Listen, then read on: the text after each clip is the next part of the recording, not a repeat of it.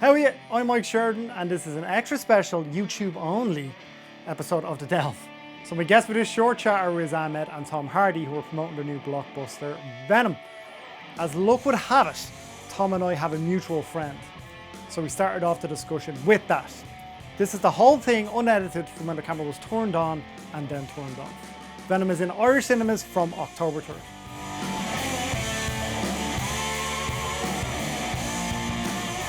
How's it going, Mike Sheridan? Hello, How's it going, Mike. Tom? You well? Pleasure. How's it going, Riz? You well? How's things, lads? Good to meet you. You too. I was talking to Anton McGann there. I was telling him I was going to be speaking to you. Oh, Rog. Okay, yeah, I know, Ant. Yeah. Yeah, I do, yeah. And Jack. Anton's a legend, yeah. I was wondering what the eyeball was and the handshake. I was like, is he a fighter? I'm not sure about this chap, yeah. Do you know what I mean? I've got a little bit of the cauliflower. That's generally how you can tell. I train, yeah. Yeah, but it was just the way you looked me in the eyes and shook my hand like, hello. It's like, oh, okay. He fights. Yeah. The first time I met Anton McGann, I was training my own Roddy. He's Conor McGregor's padman. He's a striking coach. And I didn't know who he was. He was just sitting there. And I walked over after a session. He went, "Hey, let me tell you something. Your footwork's fucking shit." That's fair. I was like, that's a fair thing. Okay, but I didn't know who he was. And no one explained to me afterwards. This is years ago. And I thought, right, okay, fair enough. To be fair, that's how Ant talks to me as well. Do you know what I mean? And Jack, but they're really specific about footwork first. Do you know what I mean? So they own what was the Wolf Slayer back in the day where Bisping and Rampage Jackson and all that lot came out of in Manchester. It's like a UFC. So there's a UFC gym in Manchester. Also, he trains Conor's hands. Yeah. McGregor's hands. They fight. So he's a friend of that lot. Cool. I'm in there. I'm the old man in there getting beaten around the place by 20-year-olds. Someone's good. Yeah, but you enjoying it though, yeah? I do. I love it. I'm training about 6 years now. Boom. How old are you now, mate? I'm 36. Well, mate, that's good. At least you got in there before. Yeah, I'm 41 and I've got to go. It's going to be harder lines for me. So. Yeah. It's hard going sometimes. Just the recovery's hard going. But you two guys knew each other beforehand, right? You knew each other before. Before starting this, it was a reality TV show. Riz, I heard you saying that you met on an audition for a reality TV show. Or something. No, it's a reality TV show for playwrights. Yeah. So it was to see if these up and coming playwrights could write something good enough that would be selected to go on in the West End in London. Yeah. And for one episode, they bring in actors to workshop the draft script, and it was myself, Tom, and Rafe Spall were brought together. We were directed by Robert Delamere. Ian. Sorry. I've forgotten what the writer's name was. We didn't improvise.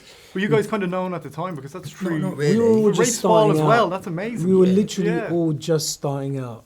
We were in the paddock still, weren't we? They were still like... Yeah. I remember actually when we were there and Tom would just like in break time just start going down and doing push-ups. And I was like, what are you doing, bro? And he goes, no, because you were doing... thanks, mate. No, because he was getting ready for Bronson, man. Dude, dedication, bro. He had to get ready for Bronson. He was getting ready for Bronson and he was like, I'm going to play Charlie Bronson. I was like, knob that does press-ups before a take. You know, that we all look at and go, why is he doing press-ups? It wasn't before the take. Which is what you must have thought. Which is that kind of intensity to get the blood flowing, I suppose. suppose. Just a knobhead, innit? Well, I spoke to a mutual friend. I spoke to a mutual friend about you, Tom. I told him I was going to be speaking to you. And he said, one thing about Tom is he says he puts his heart and soul into every single role that he plays. True. And Eddie Brock will be no different. So is that a difficult thing to do over the course of a blockbuster movie? Because obviously it's a long period of time that you're shooting. Is it hard to keep that kind of intensity up? I think it's an essential element to turn up and do the job. If you're going to do it, you've got to be like balls in it, really. Do you know what I mean? Like all in, all of the time.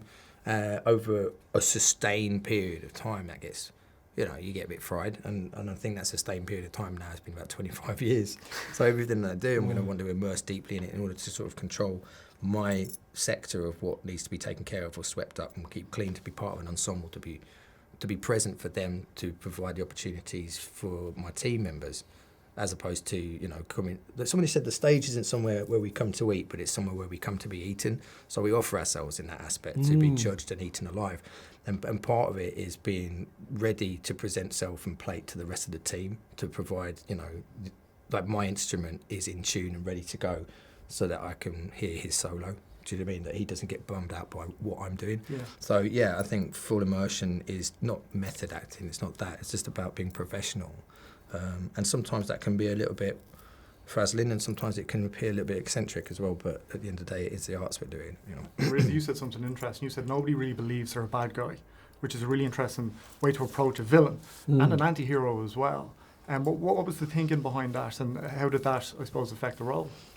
I think it's just true to life, isn't it? Everyone thinks they're doing the right thing. It's just we've all got different ideas of what the right thing is. And for my character, he's really thinks he's trying to do the right thing, which is to ensure a tomorrow for humanity. You know, mankind have destroyed planet Earth pretty much. It's only a matter of time before we have to find a new home, and so he's trying to find one for us in outer space and do space exploration, which might sound far-fetched, but obviously we're living in a time when people are doing that. You know, billionaire industrialists are sending rockets into space, particularly for this reason and other reasons, you know, commercial reasons and humanitarian.